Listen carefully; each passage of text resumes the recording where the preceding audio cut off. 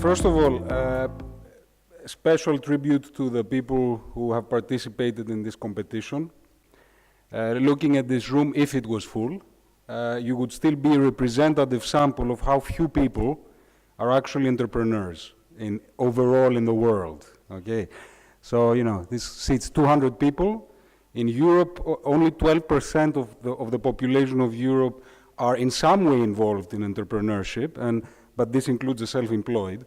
So actually, the kind of entrepreneurs you're trying to be, so high growth entrepreneurs, is probably less than 1%. So kudos to you.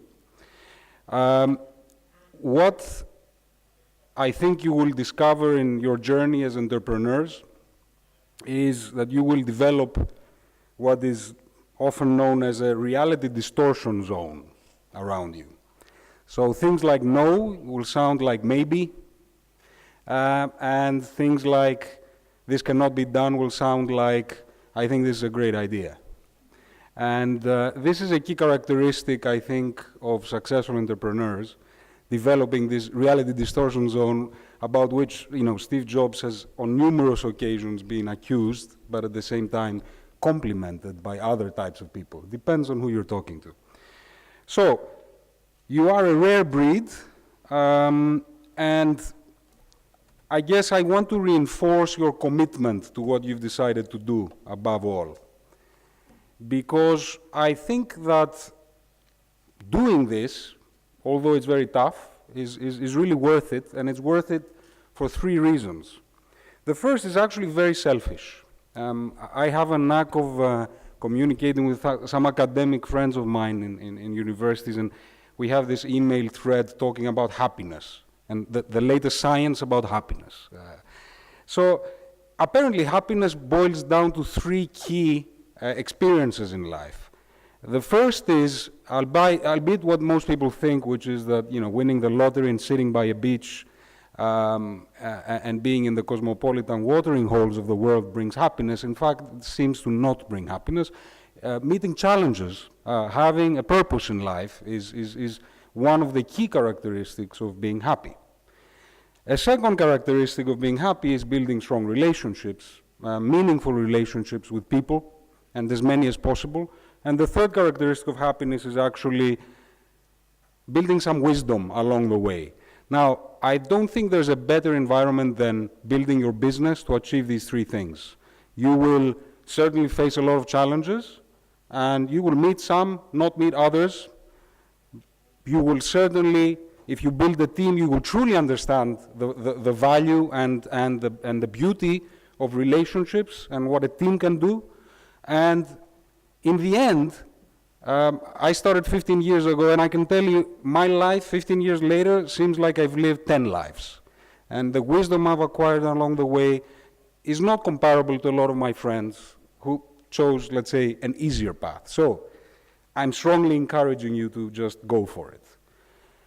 Now, about this presentation, which is purely just the journey of Upstream, I just want to clarify that I don't really believe in advice. I found advice useful. I've always taken it with a pinch of salt, but I am very hesitant about giving advice. And there's this great quote by Mary Smith from the Sunscreen song, if you've ever heard it, which says that advice is a form of nostalgia. Dispensing it is a way of fishing the past from the disposal, wiping it off, painting over the ugly parts, and then recycling it for a lot more than it's worth. So I will be primarily focusing on just factual parts of my journey as an entrepreneur. Now, I guess I need to start by what we do. Upstream runs a mobile commerce platform specifically for emerging market consumers. We call it the next 3 billion consumers. And quite practically, these consumers are buying a lot of digital goods these days through their mobile phones, and they face three main problems. One is they are unbanked, so they have no way to pay for these things, and we take care of payment through connecting with mobile operators' billing systems in simple terms, so payment for the unbanked. The second thing we do is acquisition in those markets, trying to do what the lazy marketeer would do, which is go with Google and Facebook, will only get you 15% of the population. We have built local networks in 42 countries, and in fact, drive acquisition much better. And the third thing that we do is actually delivering services to users that range all the way from what we call 0G to 4G, so from the very basic handset all the way to the most advanced handset. That's what we do. We have 1.2 billion consumers that we reach, 54 mobile operators that we work with, 43 markets, 65 million paying subscribers, and revenues of about 230 million. This is where we're currently at in terms of locations, 10 offices from all the way from Latin America to Kuala Lumpur on the other side. Essentially, the company was always a company, I think given the fact that it was based in Greece, it was the underdog. Okay? We didn't know this when we gave the company the name Upstream, because the concept was that we were actually helping consumers communicate with brands or companies as opposed to downstream communication. That's why we called it Upstream. But now, actually, most of us think, wow, that was an upstream swim for 15 years. And yes, we were the underdog. And yes, it was very much worth it. And we have this saying in the company, those who swim upstream rule the world. Very, very heroic. Now, success, in my mind, should not be measured by the position someone has reached. You might win the lottery and have a great position, or you might be very lucky. But, I personally judge success by the obstacles you've overcome to get there, and never forget that. So, difficulties are badges of honor. Don't be afraid. We had a crazy dream, and a Greek company trying to become global, become a major mobile commerce player around the world. And it took Greek craziness and a lot of German discipline to get there. This is actually when we started, 2001, the NASDAQ crashing. But the zeitgeist of the time was that some really bad companies came out of the dot-com boom, like pets.com, but some really good companies came out of the dot-com boom as well, like eBay or Amazon. So, there's always a silver lining and something good coming out of a crash. We started right on the crash. You guys are starting, right on the very bottom, in terms of Greece at least. Do not despair. Now, defining realization in this journey number one for us, and it's not philosophical, it's practical, is that mobiles are not just phones. That mobiles actually would allow listeners and viewers to communicate better with their favorite stations, whether TV stations or radio stations over mobile. And that's what we did in the beginning, right? And I mention this because we've pivoted or we've made changes to the plan 5 times over the past 15 years. So the first part of our story was to enable media companies to get their viewers to send messages back then in 2001 to the producer or vote in TV shows, etc. And we did okay with that. We got 100 radio stations, 30 TV stations, and we hit a wall at that point because basically what we were doing was not defensible enough. Quite soon, other companies replicated this very simple action of voting over your mobile phone. So we lost that advantage, and we had to move on. And the next defining realization was actually that mobiles might revolutionize marketing. So instead of actually consumers using what they used back then, which was little coupons on cereal boxes or the caps on Coca-Cola bottles and mailing them to get gifts in various promotions, that you can do that via mobile. You just put a code on a pack and people text it, and by the way, you also build a database, and that way we started building a far more sophisticated product that was more defensible, and that was our second chapter, and we did pretty well with that chapter. Over 50 brands across Europe became our clients. We were one of the first 5 companies to do this globally, so another upstream swim. But guess what? We hit another wall because we got at revenues of about 2.5 million and realized that, in fact, only very few global brands are really global. Most global brands are collections of local acquisitions, or they are run quite regionally or locally. So we had Nestle Cereals that was run out of Lausanne, but then you had Nestle Waters, which was basically a different water in every country. So it was not as global as we thought. And that was the time where we were 11 people, and that's when we hit defining realization number 3, which was that mobile messaging is actually the ultimate recruitment and reactivation tool, and that mobile operators would be a far better client for us because, A, they were more scalable. If you did a successful project with Vodafone in one country, you could do it in all Vodafone countries quite easily. Not easily, but feasibly. And also that mobile operators were willing to share revenue.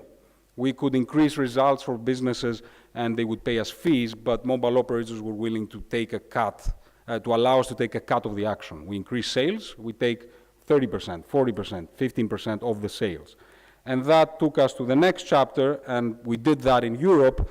And then, again, we hit a brick wall because operators started declining in Europe, to no small extent because of the iPhone and then Android. They kind of lost a large part of the battle in those markets, and Facebook and Google dominated advertising, and Apple and Google dominated app stores.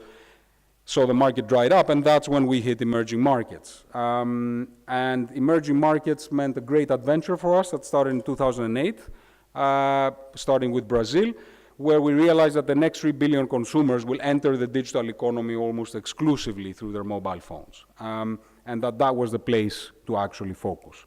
And that's what we did next, and that's what we've been doing until now, entering initially Latin America, then Africa, then Middle East, and Southeast Asia. And now, we're in this phase where we've discovered that clearly the world is not flat. These global players like Spotify or Deezer or Avast or Kaspersky, their markets in the West are beginning to slow down. So they need to look to the next 3 billion consumers, emerging market consumers, and they are realizing that actually the world is not flat, that emerging markets are quite different. Every country has its own issues like payment, like localization and relevance, like acquisition. And of course, that's where we come in with our platform, helping all these guys go faster in emerging markets, which is the bet we're currently pursuing. So this is, in a massive kind of nutshell, my experience in the last 15 years. Essentially 4 pivots, building assets along the way, and a very interesting experience altogether. Now, becoming global and staying relevant, a few things I've seen from my experience is that any time that you lose your focus, which is really quite simply asking the question of what problem am I solving and for who, is a very bad idea. And just be aware that because Greece is a small market, many companies try to do everything, and they tell you, I'll do this, and then I'll do that, and then I'll do another thing, and then yet another thing, and they lose focus. And without laser focus, there's no way to build a global business. The second is built for scale. A lot of people think this is quite boring, but actually, unless you productize early on, and that in a lot of your presentations, this came to my mind, will they make that step to productize their offering? Because if they don't, actually, they're not going to grow very fast, and someone else is going to do it in a productized manner and scale much faster. So I think building for scale is something you need to think early on, so you have the right people in your team. Local presence, especially for those in the enterprise space, don't underestimate it. I think it is needed. You have to have people on the ground. I think regular reinvention, it's, you build certain assets, the world around you changes, you will reinvent yourself, and it's perfectly acceptable. We did it every 4 years. As long as, you stay, of course, on track. We were always about mobile and consumers. And I would say finally, from these points, momentum and control. Always bear in mind that what kills a company is running out of money, and not running out of money requires control. But at the same time, being able to build momentum is the must-do at this point where you're at. So you have to aim high, but don't lose attention to detail. And finally, the defining realization. When I'm asked about the two key things that really matter, it's always the same things. Perseverance, and perseverance, and perseverance, and just not taking no for an answer. And every entrepreneur will tell you this. It's not a profound statement. And the other is team. It's all that matters is the team. Now, in the recent event I had with my guys, which was a very touching event for me after 15 years celebration, everybody from around the world came to Athens. We had this fantastic sort of meeting. The greatest pleasure of being an entrepreneur is looking at what I can look now at 330 people and seeing, people who started single and now have families, people who started, clueless about what they're doing and now they're some of the best in the world. But most important, looking at people who are so connected between them. And maybe they will leave Upstream, but they will build great businesses and they will stay in touch. It's like building a community of your own. It's the greatest privilege. So I will leave you with a beautiful video that our guys made from all our people around the world, which I have to say, even though I knew most of those people, just seeing them all in one video was impressive. And I'll show you this as inspiration for what may come if you build a global business.